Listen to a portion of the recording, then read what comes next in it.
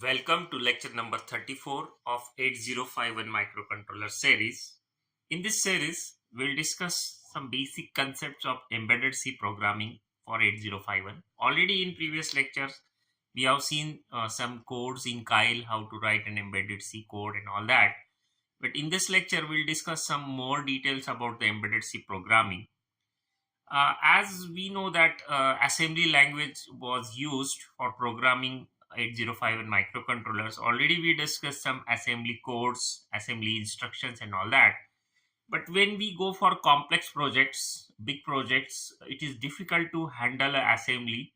So at that stage, we start using embedded C. So it makes programming easy. But yeah, there are some differences when we go for assembly, when we go for C and all that. Actually, assembly can be useful when you want a very, you can say, compact code, very much close to the hardware. Okay. So there are some scenarios where assembly can be more useful as compared to C, or we can embed some assembly statements in C code as well. As most of you must have studied C language actually, but yeah, here we want to discuss embedded C.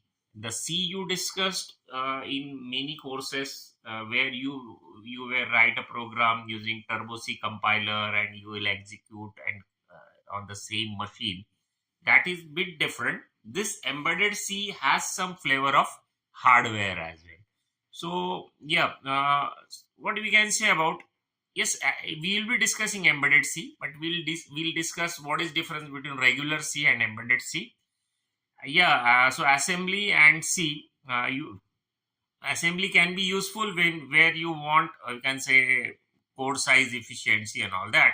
But mostly for complex, we'll go for embedded C. Now, what is difference between C and embedded C? C generally we use on desktop computers where we can say we don't have you cross compiler actually. We have the something as a compiled on the same machine and executed on same machine. But for embedded C, we have a concept of cross compilers, right? So maybe in Kyle you write a program and you compile that program, and whatever the X file is generated, actually that will execute on different hardware. So for regular C, whatever we compiling means what? Converting your higher level program into machine language. But when you compile, you will run on the same machine in case of regular C. But for embedded C, your target machine will be different. So you compile a program, you will get an hex file that will be downloaded to some hardware. How to download and all that we had already seen in lectures, previous lectures, where we have seen the how to download a code and all that. You can revisit my lecture number 7, 8, where you will get that idea. Okay, so what you can say about a regular C? Regular C has a luxury of resources like OS, memory, and all that. But for embedded C, we have very limited resources like RAM, ROM, IO of the embedded processor. For writing a program in embedded C, we need a knowledge of the particular microcontroller. So you can say that we need to follow some hardware, then we can write a program. But for writing a regular C, we don't need what is inside hardware and all that. Even a commerce student can write a simple interest program for simple C, regular C. But for embedded C, we need a knowledge of binary, number system, and hex and all that. What are the important registers like accumulator and TCON, TMOD, some SFRs and all that, right? So this is what we can say embedded C is ultimately a subset of C. Yes, your C language concepts like for loop, do while, whatever you have studied, if, else, case, whatever you have studied in C, yes, that will be useful in embedded C as well. So it is better that you have a background of embedded C, you have a background of C language and you have a background of hardware. Combination of that is what we can say the embedded C is. Okay. So difference between compiler and cross compiler, already we have discussed that. You can look here. For a regular C program, suppose you have some host machine, you compile a code and the target machine is same. But for cross compilation, you may compile your program on x86 machine using some IDE like you can say Kyle and all that. And once that is compiled, that will run on a different target board. So your hardware is different. So where that program will run is different, and where you compile, that is different. That's why we call it as a cross compiler. But for native compiler, same machine on which you compile and same machine on which the program will run. Okay, so this is about the cross and all that. See, this is an example of simple C program, not an embedded C. You must have studied this simple C program in your different courses, where you can include std conio.h and you can run printf hello world program, very basic program, what you can say. So this is about the simple C program. See, whatever the data types you have studied in simple C, same are applicable here in embedded C as well. You must have studied unsigned char, signed char, unsigned int, and signed int, sbit.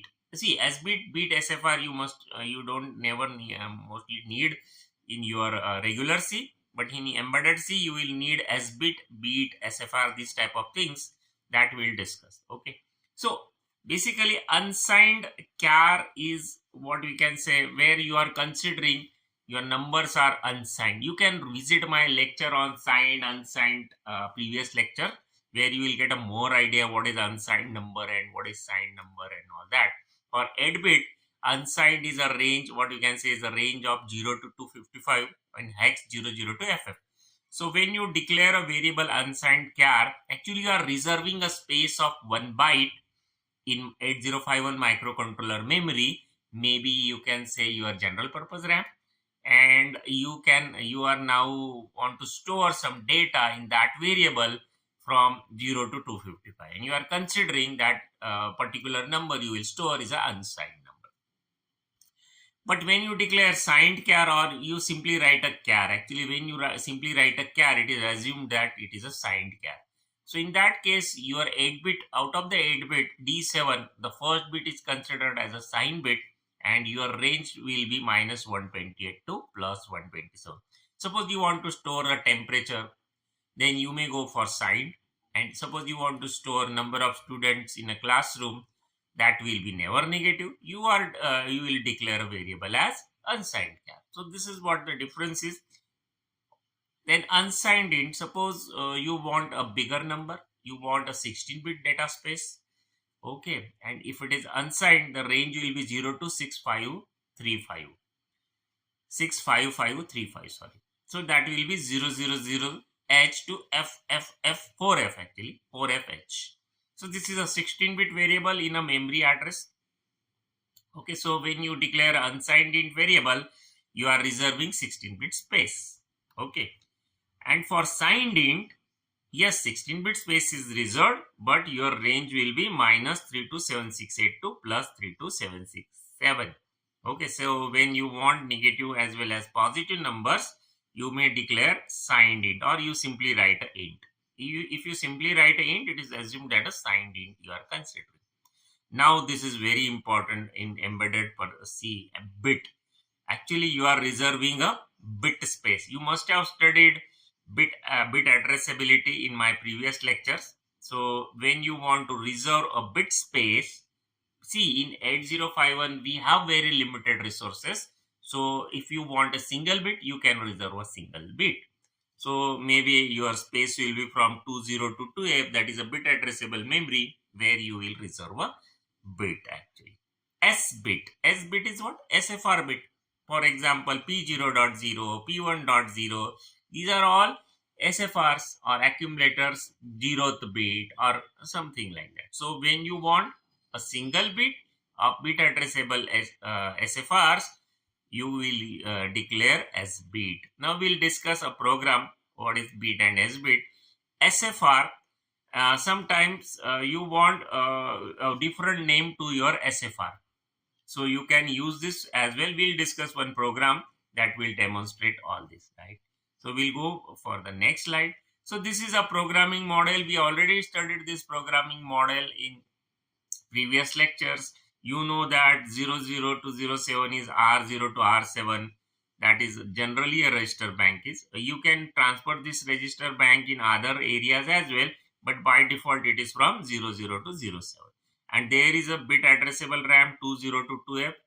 Okay, these are 16 byte space, and out of that 16 byte you can reserve individual bits as well. This we have studied in greater detail in previous lecture. General purpose RAM 80 bytes are there from 30 to 7F address.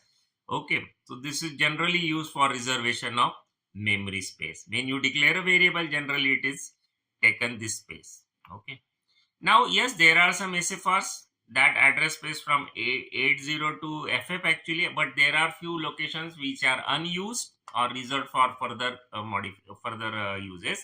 But most of the SFRs we have studied, like P0, P1 ports, and already we discussed detail in previous lecture what are the ports and all those things. Then TMOD, TCON, SBUF, these are all related to serial communication, timer programming and all that. And the most important SFR we have studied is the accumulator. Okay, so this is about the programming model. This programming model is very, very important when you write a program in embedded C, because in embedded C you will need a knowledge of SFR and all those things. Yes, your program will be mostly here in the internal ROM, that is a 4 kilobyte of space. Whatever program you will compile, and that hex file finally will be stored here. Okay, so this is what the internal ROM is, and it is a 4 kilobyte space for 8051. Okay, so this is about the programming model. Now see, this is a simple embedded C program I have written. Here you will include register51.h. This header file is important. We'll see what is there inside that header file. We'll discuss that also. But here is your main, same main function you used to write in C. Here it is also main there. And yes, here ACC, this is what accumulator is. See, you need a knowledge that there is an accumulator inside. Okay, so you are storing some hex number. 0x means what? You are storing some hex number into accumulator, means actually. And this while one is what? Very similar to sjump here. What we used to write in you can say assembly, sjump here at the last. Here we are writing while one. While one is what? Infinite loop. It is always true, and it will, the microcontroller will stay here.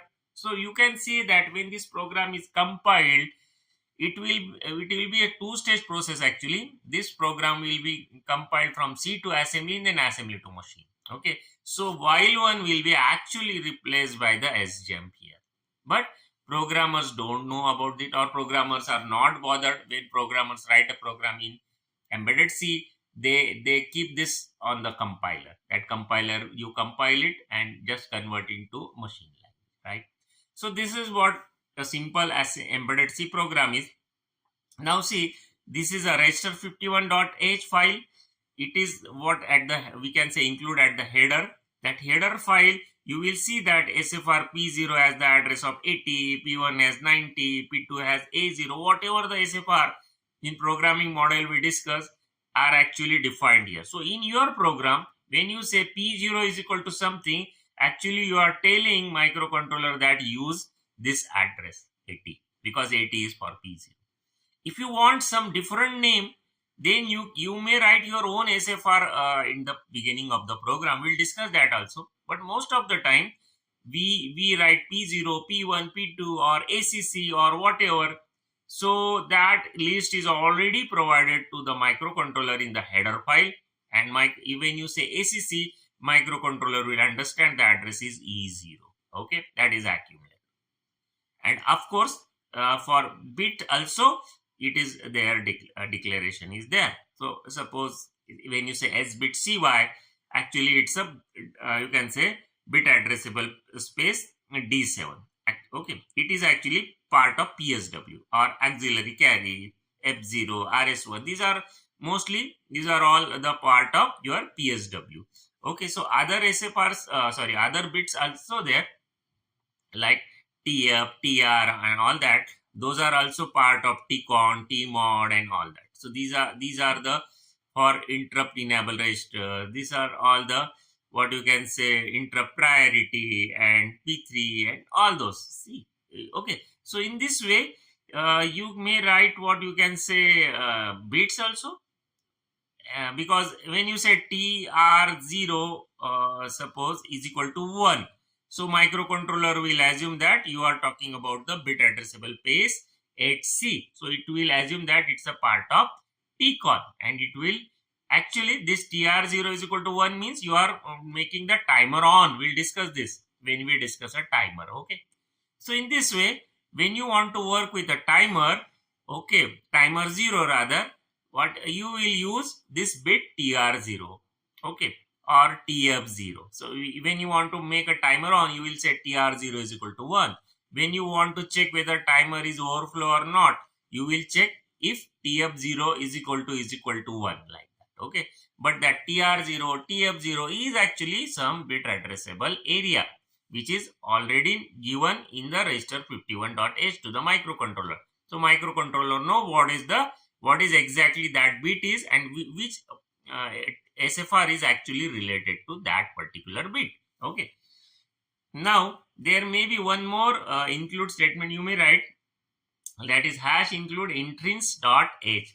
The purpose of, generally it has many other you may have sometimes need a NOP instruction, okay, for a specific delay. So you may use this include intrins.h. Okay, so this is generally used for NOP purpose. We'll discuss this also when we go in the programs. Okay, so this actually NOP will get converted in your you can say assembly language NOP instruction, where you will get one CPU cycle delay. Actually, what is one CPU cycle? That we had already discussed in a timing diagram chapter. Okay, where we had discussed how to calculate delay and all those things in microcontroller 8051. So, and yes, we had already discussed what is the NOP instruction is. But when you write this NOP here, this NOP will be actually replaced by NOP in assembly when what you can say compilation is done. Okay. So actually what we discuss is this program is a embedded C program. If you want me what is corresponding program in assembly, I can say that this is a corresponding program in assembly. See what we are doing here, it is very easy. You are writing ACC is equal to 025. Okay, here you are writing equal, but that equal will be converted into move when you write in assembly. Okay, so this is your corresponding assembly code, and while one is actually sjump here. But in assembly, we specify from where your main program will start. Actually, generally we write this sjump main and org30 because we want to keep we want to reserve some space between 0h to 30h for ISR. But when you write the code in C language, you don't mention all these things. Compiler will take care from where your exact main code will start and all that. Compiler knows all these things. But for assembly, you specifically mention that at 0h this instruction will come and actual program will start from 30h and all that. Okay, so here you write some assembler directives like org0, org30, and these are all assembler directives. Okay, to give more idea to the assembler about the memories. Okay, so this is what a basic hardware is. See, you want to test any program, any simple code, even LED on off, you need a basic hardware. Now already we have discussed what should be the basic hardware in lecture 7-8, where we discuss a demo of you can say downloading program and all that. So there should be what you can say a crystal, okay, and there should be some reset circuit and maybe one LED, maybe one switch to test a simple program. So this is what a minimum circuit is. Now we had already discussed a program toggle port pin in embedded C. See here the LED sbit LED, we are declaring about a pin P20 here. See, we want to give some different name. Then we may write our own sbit, and sbit will actually SFR bit. We are mentioning that whatever we call as a LED in a program is actually port to 0th bit. Now what is port? See, this there should be correction. Here it should be P2.0. Anyway, so the P2.0 is your LED. So actually in hardware you must have connected at P2.0. See, at P2.0 you have some LED connected. That's why you are writing in program that my LED is at P20. So this is what, when you write LED, microcontroller will understand that it is a port to 0th bit. Okay, so here you declare what is the function. Now what is called as a subroutine in assembly, the same is known as a function. Already we had studied what is subroutine, how to call a subroutine. So here your main program will start, and while 1 is an infinite loop. So you are making LED 1, you are calling some delay, LED 0, you are calling some delay, and this will repeat. So what will happen? LED 1 means what? High voltage will be given to the P2.0.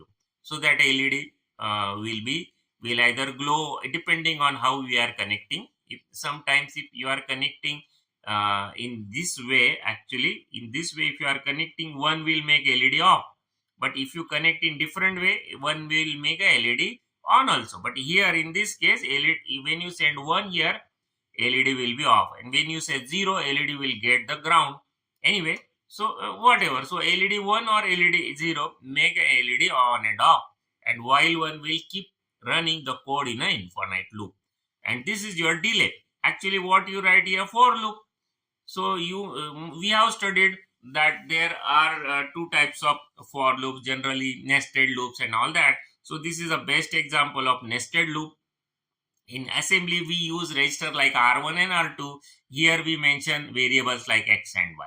Actually when this program gets converted from C to assembly and finally to machine, actually X and Y may be replaced by R1 and R2 by the compiler, but for us these are unsigned int variables, so they can store values from what we can say 0 to 65535. Okay, so in that case microcontroller will take help of two registers maybe. Now we are not bothered how microcontroller take help of memory areas and registers when we write a program in C language.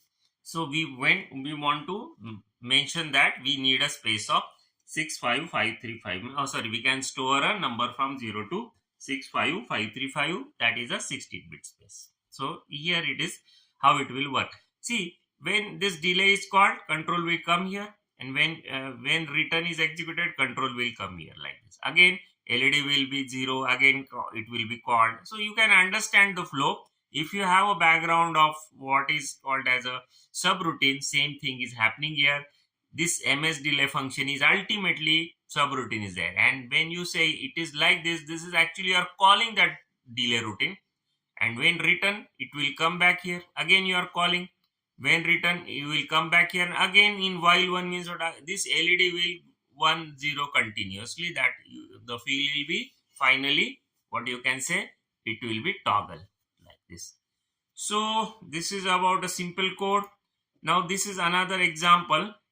Suppose I want in bit and out bit. In bit means what? I want P1.0 pin as a input pin and P2.7 as a output pin. So and what we will do, we want this data from input pin to be transferred at the output pin. Now how to make port as an input port, how to make a port as an output port, all these things we have discussed in ports type of thing like in previous lectures. So here what we are doing, in bit is equal to 1 means what? We are making that pin P10 as an input pin. You know that we should can say set the latch if you want to use the pin as an input pin. So same thing is done here, but instead of using move type of instruction, we are directly sending bit is equal to 1. Okay. Now what is here? Memory bit. We are defining bit as a memory bit also. Now where the memory bit will take a space, actually it will take a space in a bit addressable RAM. Okay, now where is a bit addressable RAM? That 2022F and all those things we had already discussed in a programming model. So this instruction, what it will do, whatever is at the input pin will be taken to memory bit, and what will next instruction will do, memory bit data will be transferred to the output out bit. So suppose in bit is 1, mem bit will be 1, and out bit will also be 1, because this what it will do, what is the content of memory bit will be sent to the output pin P2.7. So ultimately whatever at the P1.0 will be sent at P2.7. This is the way this program will work. Okay, so you got the idea of what is sbit and bit, I hope. Now we'll go for one more demo, that is a SFR demo. See, sometimes we don't want 80 as a P0, we want the name as a my port. That is your need. So you may write SFR my port. See, in register 51H already we have defined that 80 is a P0, but you want different name. So you may write your own SFR my port 0x80. Okay, so that will make whatever you write in a program as a my port will be treated as 80. That is your port 0. So you may send some data to that port.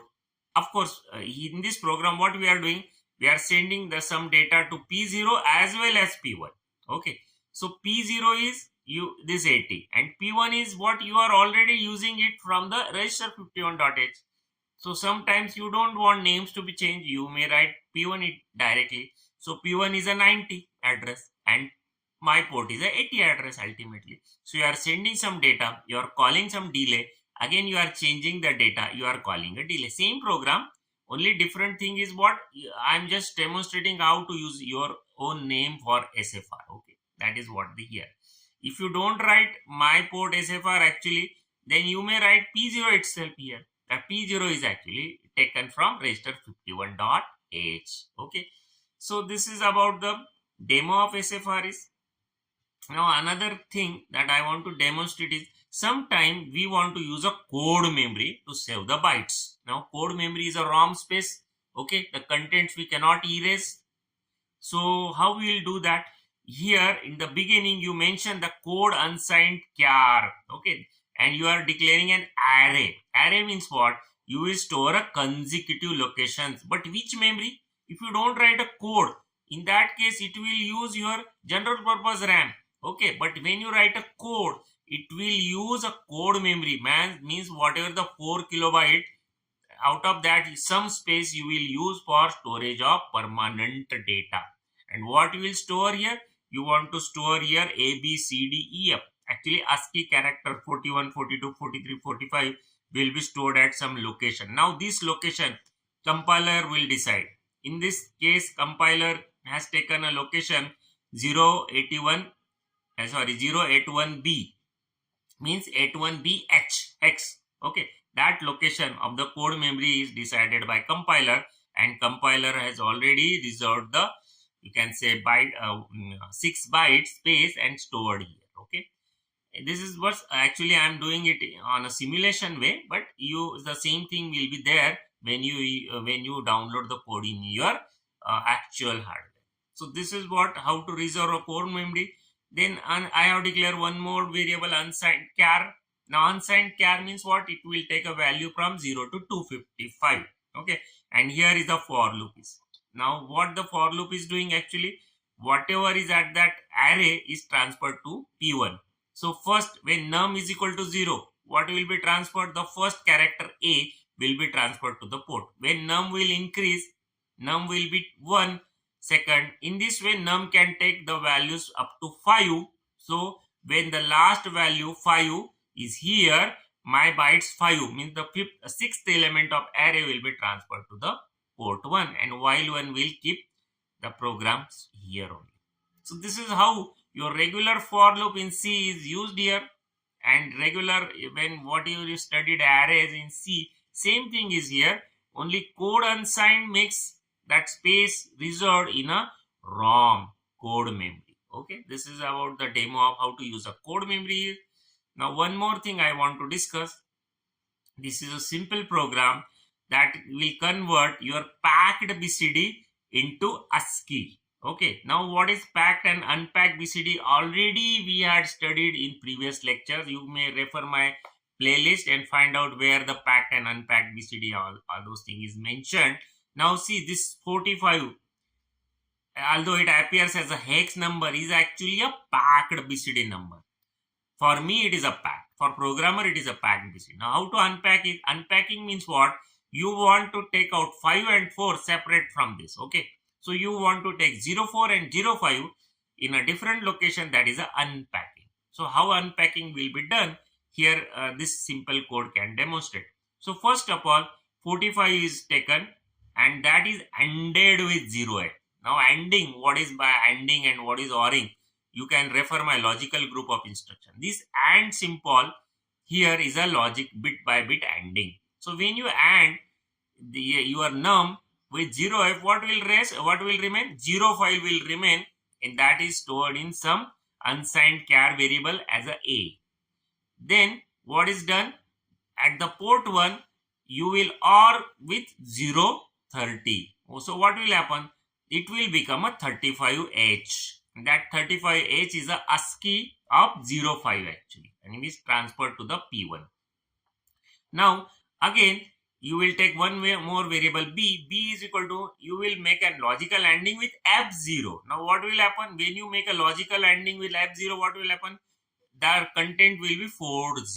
The 5 will be masked, so you will get a 40 in B. Okay, and you are shifting that by 4 bits. When you shift 40 by 4 bits, now what is shifting and all that? You must have, I have explained in RRR, RL, RR, RRC, RLC type of instruction. Same instruction will be used here, but you will see a base symbol in C as a, you can say, right shift. So when you shift by right 4 times, what will happen?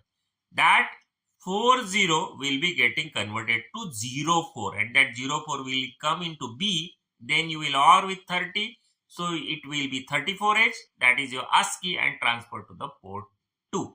So you are unpacking 45 as a 04 and 05. Then you are making them ASCII, that is what you can say 3435, and you are sending it to P1, P2 ports. This is the way. See, in C it becomes very simple that for rotation you use this symbol. Okay, for ANDing you use AND, for ORing you will use this OR. Okay, but ultimately this program will get converted into instructions like RL, RR, okay, ANL, ORL, but it is hidden from programmer. So programmer can see, a programmer's life will become simple. That is what, but you need a knowledge of hardware as well when you are writing a embedded C code. So this is about the primer of the embedded C. We'll get more detail how to write a program in splitted files and all that as we go on in the further lectures. Thanks for watching.